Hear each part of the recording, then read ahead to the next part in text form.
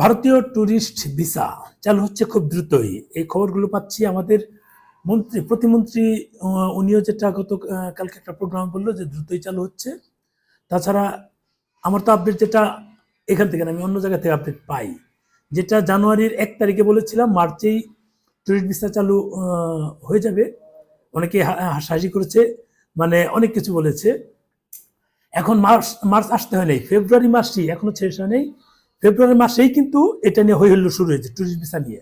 আচ্ছা যাই হোক, সেটা পরের বিষয়। এখন হচ্ছে ট্যুরিস্ট ভিসা চালু হলে আপনাদের এই স্লট আকারে হবে না নর্মাল ওয়েতে যাবে, এটা কিন্তু অনেকেই জিজ্ঞেস করছে, জানতে চাচ্ছে যে এটা কি স্লট আকারে দিবে না ওপেন করে দিবে, এবং কোন কোন জায়গা থেকে ট্যুরিস্ট ভিসা চালু হবে, যেহেতু সবগুলো ভিসা সেন্টার এখনো চালু হয় নাই। আমি সর্বশেষ গতকালকে রাতে যে আপডেট পেয়েছি সেটা হচ্ছে যে আপাতত এই 5টা ভিসা সেন্টারেই, ধরেন যে 5টা ঢাকা, চট্টগ্রাম, রাজশাহী, সিলেট, খুলনা, এই 5টা থেকেই ট্যুরিস্ট ভিসার সাময়িক কার্যক্রম চালু হবে এমনটা গুঞ্জন শোনা যাচ্ছে। যদি এটা হয়, কারণ মানে ঈদের আগে হয়তো আমাদের আরো একটা ঈদ শুরু হতে পারে, সে প্রত্যাশা থেকেই এমনটা আমরা শুনতে পাচ্ছি। ঈদের আগে আমাদের একটা ঈদ হয়ে যাবে, এটাই মানে হওয়ার একটা চান্স আছে, সেটা আর কি আমরা শুনছি। মানে এই হচ্ছে আর কি এখানকার বিষয়। যদি এমনটা হয় যে ঈদের আগে আমাদের এই ঈদ শুরু হয়ে যায়, তাহলে এই সপ্তাহে, যেহেতু আজকে শনিবার, রবি, সোম, মঙ্গল, বুধ, বৃহস্পতিবারে কোনো ঘোষণা আসতে পারে, সীমিত পরিসরে হতে পারে। এমনটা হতে পারে যারা পূর্বে যারা আবেদন করেছিল তাদেরকে ডাকবে কিনা ওইটাও হতে পারে, বলা যায় না, তাদেরকেও ডাকতে পারে। এটা হাই কমিশন কি করবে এখনো জানি না, অনেকগুলো কারণ থাকে। আগে ওদেরগুলো শেষ করে দিবে না, ওদেরগুলো ফ্রিজ রেখে নতুন করে দিবে না, এটা দিলে আবার সমালোচনা শুরু হবে, নাকি এই যে মানে স্লট আকারে কিছু কিছু দিয়ে, স্লট আকারে কিছু কিছু দিয়ে মানে একটু রানিং রাখবে এই 5টা সেন্টার থেকে। যদি পূর্বে যারা জমা দিয়েছিল, মানে জুলাই আন্দোলনের আগে যারা জমা দিয়েছিল বা যারা ডেট পেয়েছিল, টাকা জমা দিয়েছিল, ডেট পরে পায়নি, আগস্ট সেপ্টেম্বর পর্যন্ত ডেট ছিল, পায়নি, তাদের ক্ষেত্রে কি করবে, তাদের ক্ষেত্রে কি হবে? যেহেতু সবার 16টা ভিসা সেন্টার থেকে সবাই জমা দিয়েছিল, এখন যদি 5টা ভিসা সেন্টার চালু করে, তাহলে নিশ্চয়ই আগের গুলো এখন দিবে না, নতুন করে পরীক্ষামূলক হয়তোবা কিছু সংখ্যক তারা স্লট ছাড়তে পারবে, যেমনটা মেডিকেলের স্লট দিচ্ছে, এমনটা হতে পারে। মেডিকেলের স্লটের মতো কিন্তু সরি মেডিকেলের স্লটের মতো কিন্তু তারা দিয়ে দিতে পারে, বলা যায় না।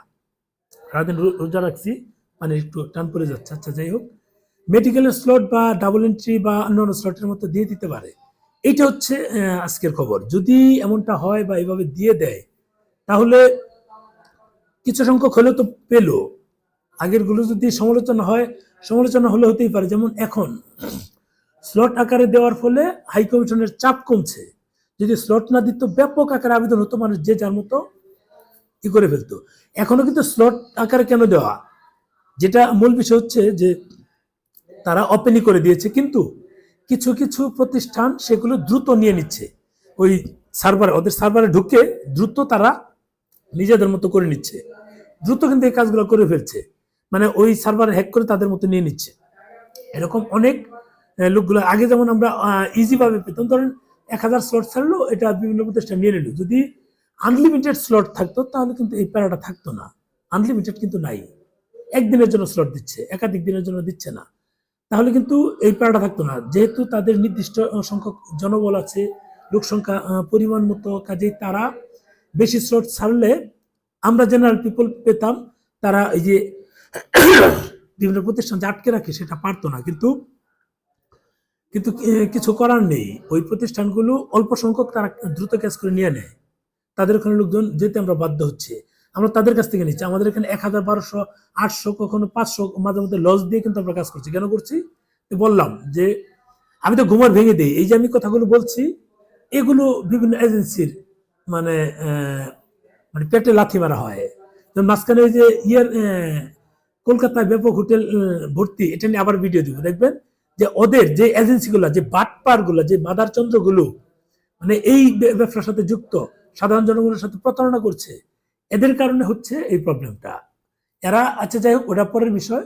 এখন এই ট্যুরিস্ট ভিসা চালু হতে পারে এই সিস্টেমে, আপনার এমন হতে পারে যে আপনার যে হোটেলের অ্যাড্রেস দিলেন, সেগুলো হয়তো সরাসরি চাইতে পারে যে ওই হোটেলেই আপনি যাবেন, যেটা আগে বলেছিলাম অনেক ভিডিওতে, যে আপনারা যদি সিকিম যান, সিকিমের একটা হোটেলের অ্যাড্রেস দিবেন, ওখানে উঠতে হবে, যাওয়ার সময় একটা কিছু করতে হবে, অথবা গিয়ে চায়নাতে আপনারা যে বাঙালিরা গেলেন সেখানে বিশেষ করে এই সানিয়ালিতে গেলে প্রতিদিন থানায় গিয়ে হাজিরা দিতে হয়, এমনটা হতে পারে।